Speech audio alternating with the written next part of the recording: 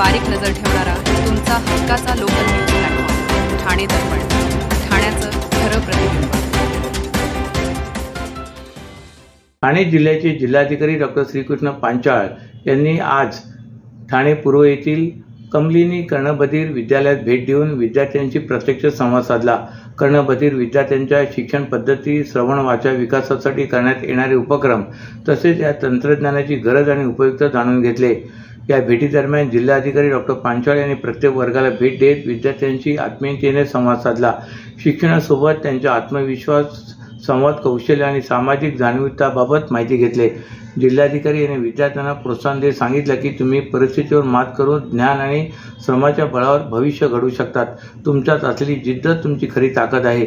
शिक्षण, श्रवण आणि वाचा विकासाच्या माध्यमातून तुमचा प्रत्येक दिवस नवीन संधी घेऊन येतो।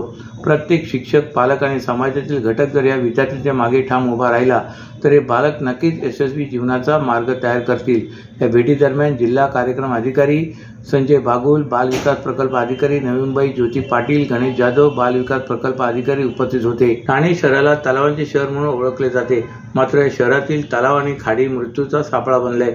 मागील 11 महिन्यात म्हणजे जानेवारी ते नोव्हेंबर या कालावधीत शहरातील विविध तलाव आणि खाड्यांमध्ये 11 नागरिकांचा मृत्यू झाल्याची माहिती ठाणे महापालिकेच्या आपत्ती व्यवस्थापन कक्षाकडून समोर आले। यामध्ये आत्महत्या करणे, आत्महत्येचा प्रयत्न, पोहताना बुडणे, तोल जाऊन पाण्यात पडणे अशा विविध स्वरूपातील घटनांचा समावेश आहे। तलावांचे शहर म्हणून ओळखले जाणारे ठाणे हे नैसर्गिक सौंदर्य आणि ऐतिहासिक वारशांसाठी प्रसिद्ध आहे। उपवन तलाव, राम मंदिर तलाव, आंबे घोसाळे तलाव, कोलशेक खाडी, गायमुख, रेतीबंदर खाडी असे अनेक तलाव या खाडी शहराला वेगळी ओळख देतात। मात्र गेल्या काही वर्षात या जलाशयाचे सौंदर्य मृत्यूच्या सावटाखाली गेले। ठाण्यातील तलाव आणि खाड्यांमध्ये होणाऱ्या मृत्यूंच्या घटनांमध्ये सातत्याने वाढ होत आहे। ठाणे महापालिका आपत्ती व्यवस्थापन विभागाकडून मिळालेल्या आकडेवारीनुसार जानेवारी ते नोव्हेंबर या कालावधीत तब्बल 11 जणांचा मृत्यू तलाव आणि खाड्यांमध्ये झाल्याचे समजते।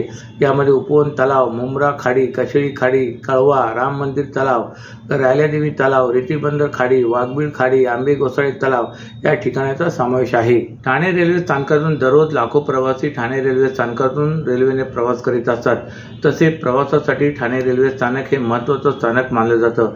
या स्थानकावर सकाळी आणि संध्याकाळच्या वेळेत प्रवाशांची मोठ्या प्रमाणात वर्दळ असते।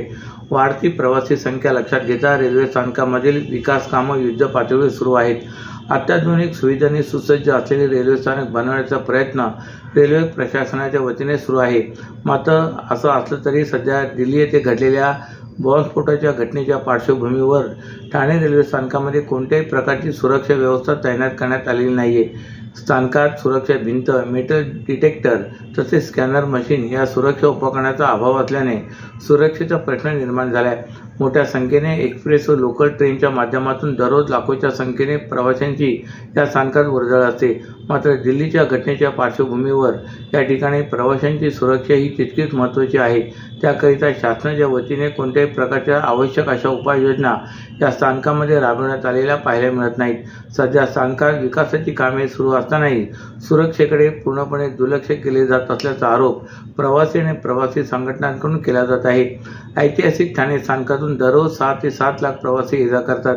येथे मध्य आणि हार्बर लोकलसह एक्सप्रेस गाड्यांची सेवा दिवसरात्र सुरू असते।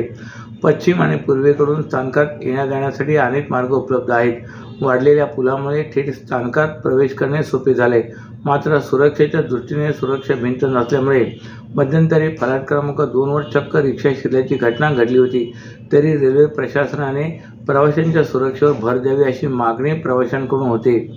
सर्व नागरिकांना आवाहन करण्यात येत आहे की सध्या डासांमार्फत पसरणाऱ्या डेंग्यू या आजाराचा प्रसार रोखण्यासाठी प्रत्येकाने पुढील प्रमाणे कार्यवाही करावी। डेंग्यू आजार एडिस इजिप्ती हा डास चावल्याने होतो। या डासांची पैदास साचलेल्या किंवा साचवलेल्या स्वच्छ पाण्यामध्ये होते। 8 दिवसांपेक्षा जास्त दिवस पाणी उघडे व साचून राहिल्यास त्यात डास अंडी घालतात। अंड्यांच्या अळ्या तयार होऊन पुढे डास तयार होतात। यासाठी आपल्या घरातील पाणी साठे उदाहरणार्थ बॅरल्स, पिंपे, टाक्या, हौद, रांजणे इत्यादी दर आठवड्याला रिकामे करून घासून पुसून कोरडे करून पुन्हा भरावे। 1 दिवस कोरडा दिवस म्हणून पाळावा। पाणी साठ्यांना घट्ट झाकणे बसवावीत किंवा जुनी साडी, चादर, धोतर यांनी बांधून झाकून ठेवावीत, म्हणजे डास त्यात जाऊन अंडी घालणार नाहीत.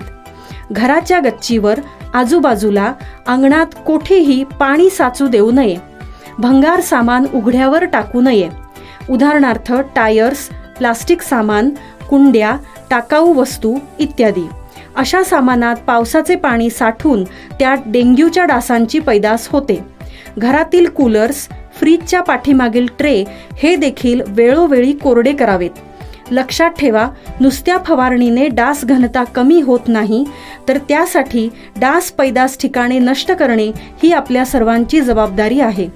कोणताही ताप अंगावर न काढता जवळच्या शासकीय रुग्णालयात मोफत औषधोपचार घ्या. अशा प्रकारे नागरिकांनी सहकार्य केल्यास डेंग्यूचा प्रसार रोखणे सहज शक्य आहे. ठाणे जिल्हा सामान्य रुग्णालयाचे काम अंतिम टप्प्यात आले असून यातील उर्वरित कामे देखील जलद गतीने पूर्णत्वास नेऊन रुग्णालय नागरिकांसाठी खुले करून देण्यात यावे, यासाठी सर्व यंत्रणांनी एकत्रितरित्या काम करावे, अशा सूचना यावेळी आरोग्यमंत्री प्रकाश आंबेडकर यांनी जिल्हा प्रशासनाला दिल्यात. तसेच या रुग्णालयाला लागणाऱ्या स्वतंत्र वीज पुरवठा करणारी यंत्रणेची कामं धीम्या गतीने सुरू असल्याबाबत यावेळी मंत्री आंबेडकर यांनी नाराजी व्यक्त करत हे काम पूर्ण करण्याच्या सूचनाही केल्यात. आरोग्यमंत्री प्रकाश आंबेडकर यांनी आज ठाणे जिल्हा सामान्य रुग्णालयाला भेट देऊन सुरू असलेल्या कामाचा आढावा घेतला. यावेळी त्यांनी जिल्हा शल्यचिकित्सक डॉक्टर कैलास पवार यांना सूचना केल्यात. ठाणे जिल्हा शासकीय रुग्णालय हे अनेक वर्षापासून ठाणे आणि आसपासच्या परिसरातील नागरिकांसाठी महत्त्वाचे आरोग्य केंद्र ठरत आहे. ठाण्यातील कोर्टनाका परिसरात कार्यरत असलेल्या या रुग्णालयात दररोज हजारो रुग्ण उपचारासाठी येत असतात. मात्र कालांतराने इमारतीचे बांधकाम जुने झाल्यामुळे रुग्णांना अधिक चांगल्या सुविधा मिळाव्यात या उद्देशाने रुग्णालयाच्या पुनर्बांधणीचा निर्णय घेण्यात आलाय. बांधकाम सुरू असताना रुग्णसेवा खंडित होऊ नये म्हणून रुग्णालय सध्या तात्पुरत्या स्वरूपात ठाणे मनोरुग्णालयाजवळ हलविण्यात आले आहे. येथे देखील ठाणे, रायगड तसेच इतर जिल्ह्यामधील नागरिक मोठ्या प्रमाणावर उपचारासाठी येत आहेत. दरम्यान कोर्टनाका परिसरातील नव्या जिल्हा रुग्णालयाच्या बांधकामाला वेग आला असून हे रुग्णालय आधुनिक पद्धतीने उभे राहत आहे. नव्या आराखड्यानुसार येथे 500 खाटांचे जिल्हा रुग्णालय, 200 खाटांचे महिला रुग्णालय आणि 200 खाटांचे संदर्भ सेवा रुग्णालय अशा एकूण 900 खाटांची सुविधा उपलब्ध होणार आहे. सध्या या बांधकामातील सुमारे 90% काम पूर्ण झाले असून अंतर्गत विद्युतीकरण आणि अत्याधुनिक वैद्यकीय उपकरणे बसवण्याचे काम सुरू आहे. डिसेंबर अखेरपर्यंत बांधकाम पूर्ण होण्याची अपेक्षा असून नवीन रुग्णालय सुरू झाल्यानंतर आरोग्य सेवेत मोठी भर पडणार आहे. या 900 खाटांच्या या रुग्णालयासाठी तब्बल 1078 नवीन पदांची भरती केली जाणार असून त्यामुळे वैद्यकीय सेवेची गुणवत्ता आणि उपलब्धता दोन्ही लक्षणीयरित्या वाढणार आहे, असे आंबेडकर म्हणाले. ठाणे जिल्ह्यातील मुंब्रा कौसा परिसरात आज सकाळी महाराष्ट्र दहशतवादी विरोधी पथकाने एका शिक्षकाच्या घरावर छापा टाकत तपासाची मोहीम राबवली. सूत्रांच्या माहितीनुसार पुण्यात उघड झालेल्या अल कायदा नेटवर्कच्या तपासादरम्यान मिळालेल्या माहितीनुसार ही कारवाई करण्यात आली. पुण्यात अटक केलेल्या काही संशयितांच्या चौकशीत त्या शिक्षकाचे नाव समोर आल्याने एटीएस कडून ही छापेमारी करण्यात आली. कारवाई दरम्यान एटीएसने घरातून काही इलेक्ट्रॉनिक उपकरणे, मोबाईल फोन, लॅपटॉप आणि कागदपत्रे जप्त केली.